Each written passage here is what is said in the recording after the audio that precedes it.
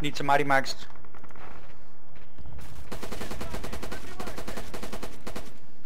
I just cleared a wall. Holy fucking god.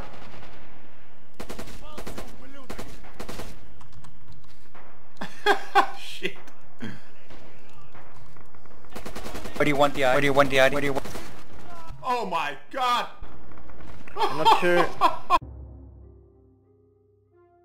Anthony CH Melchett signing back in, and what I'm bringing you here today is one of the things I enjoy the most to do, that is to do the tactical maps. And the reason why I'm doing these maps is to give all of you guys a better understanding on how I like to assault a specific map.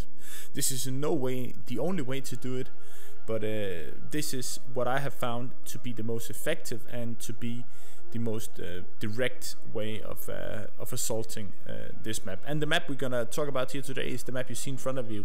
That is a Gumrak station. First of all, we're gonna get all the markings straight. I have of course made this so the Russians are attacking, so you see the red star, that is the Russian spawn zone. Then you see the different arrows. Then you of course see the yellow markings, that is the cap zone, and this is just approximate cap zones. You know, I haven't precisely measured up where the cap zones say, but they are of course A, B, C, D, E and F. Then you see the orange squares, that is simply the radios. The radios are very important on this map, and I'm gonna come back to that later and explain to you guys why the radios are so important and what you can do to get yourself an advantage. Then you see the very green line, that is the spawn protection, or the spawn protection for the map. The line that tells you how far you can go on the map. And that line is going to be very important, and I'm going to get to that. But first off, let's attack the first cap zone. What you see in front of A is that big ridge, as you all know. There is a big ridge in front of A cap zone that is a fucking death trap. You know, if you go over the top of that ridge, you see the ridge lined up in the black square. If you go inside that ridge, you know that is a kill zone. You are gonna get murdered, because all machine guns on the map, it's even like if you have machine guns set up in C and D, they can shoot at you up in A. It's a fucking death trap. Do not go over the top, guys. What I recommend is SL1, SL3 to go on the right flank, SL2, SL4 to go on the left flank. You see there is some gullies. I've actually marked them very precisely. There is some depressions in the ground. You can move up pretty close to the flank of the cap zone and then get in there and actually assault them. And a very important thing, guys, in trench warfare, that is when you get into the trench, you cannot stop moving. It is very important that you do not stop in the trench and say, oh, I'm in the cap zone now. Of course, if you're a squad leader, it's important that you stay in there so you spawn people. But otherwise, it is very important that you as an infantryman keep on moving in the trench and keep attacking and killing the enemy. It's very important here for the attacking team to secure the radio room. Of course, the things marked in orange, that is the radio room in A. The Russians or the attacking team do not have access to a radio in the beginning. So if you as the attacking team can occupy a radio, that is very crucial. You see on the black circles on the map, of course, RD marks, RD1, RD2, RD3, RD4, RD5. That is the plausible RD marks to help you cap the different zones. You pretty much get that. Now let's get the notion that we just capped A.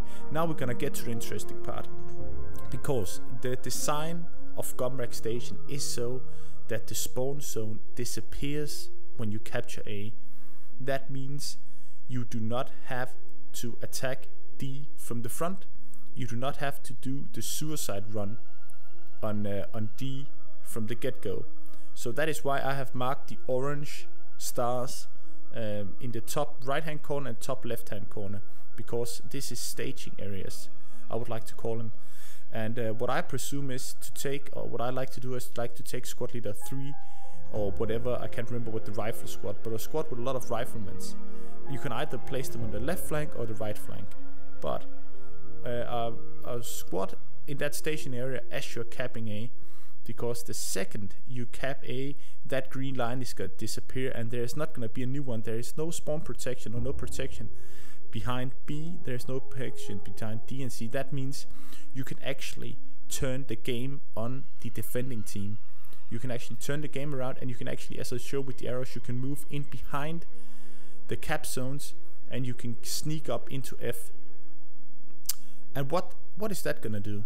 That is gonna do exactly what we would like to do. That means as your team, or the rest of the team, of course, this is very important, put enormous pressure on B cap zone. You see I put the marks down on the line.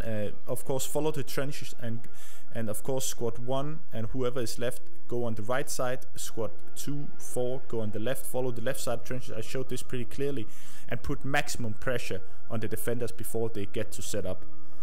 But the flanking squad, or perhaps just a sniper, or whoever you decide to send in behind enemy lines, can go up into F building, as I showed the series of F buildings. And I'm gonna be linking a video with the video title is King of Long Range, the car 98K is back, where I actually show that me and some guys from the Russian resistance use this tactic and actually defeat Gumrak station, actually captured the entire Gumrak station. Because when you got people up in F and you have your squad leader, as you see marked with the greens, the green square on F, and what you can do, you can actually spawn people in F. What's that gonna do? That's gonna do that you can send people to attack the German TL in E.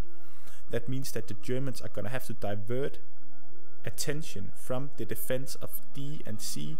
We assume now that we captured D. We assume now that we captured B, because the fire you can put from F building. F building is a tall building. You can snipe the Germans in the back as they try to defend B building or B cap zone.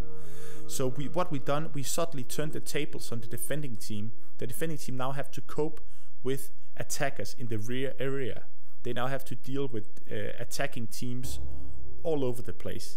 And this is gonna really confuse them. This is gonna make them so they're gonna have to have people protecting the commander. This is gonna mean they're not gonna know what's gonna hit them. And let's assume that we capture B now. Then we can actually deprive the Germans the radio, or the defending team the radio, and that is very, very crucial in a map like this. You know, if you cannot call artillery, you are pretty screwed. So by having a squad leader up in F spawning people, of course it cannot be the assault squad. That would be silly. It has to be a rifle squad, somebody with long range. You need all the assaulters down in the trenches. But okay, let's see, we have people up in F shooting the Germans in the back. Now then we're gonna attack forward from B. What is very important here is, you see I marked all the trench exits. That is that you use all the exits, and attack over a wide front. Do not bunch up, attack over a wide front and keep the pressure up. Do not let the defenders set up in the defensive positions. And this map is pretty clear cut. If you can get the momentum going and deploy smoke in front of D and C and move up pretty rapidly using all the trench exits. I usually see people clump up in one trench. It's very important that you keep people moving and you get the squad leader and the commander to put down the artillery at the marks I've shown, RD Mark 3 and RD Mark 2. After let's say that you actually cap D and C, then the wonderful thing is, if you actually have a squad leader up in F, you will actually be able to start capping F as soon as you take D and C and put pressure on E. And this is gonna mean that the German team, or the defending team, are gonna have to cope with a lot of stuff. The last assault on E and F is really not that difficult. Really, you know, I always recommend spreading out your troops and attacking from different angles. There is no real trick to this. The trick to this map is the big flank, is the flanking maneuver. That you're gonna get the pressure on the enemy. You're gonna deny the enemy the freedom of movement in their own back lines. You're gonna bring up a unit, put pressure on the enemy from behind, and actually start sniping people and causing a lot of casualties from F building. Or you could even just take the squad and occupy E building. So this means that you're gonna deny the enemy a lot of movement. You're gonna deny the defensive team all the freedom of movement in their own backlines. And that is how I found that this map is actually winnable. I'm gonna, of course, link the video where we execute this battle plan pretty efficiently on Gumrak Station. And guys, I really hope you enjoyed this. Would you like to see more of these attacking plans or the tactical dispositions I put out? on different map. Tell me what maps you would like to see. I put a playlist in my channel where you can watch my previous videos. The quality is not that good, the sound and stuff like that, but I hope you can bear with it. I'm really trying to improve it every time. And please leave a comment, and please like the video if you liked it. Spread the videos out, and yeah, let me know what you would like to see. And I really hope you enjoyed this. General CH Melchett signing back out. Bye bye. Ladies and gentlemen, boys and girls around the world, this is General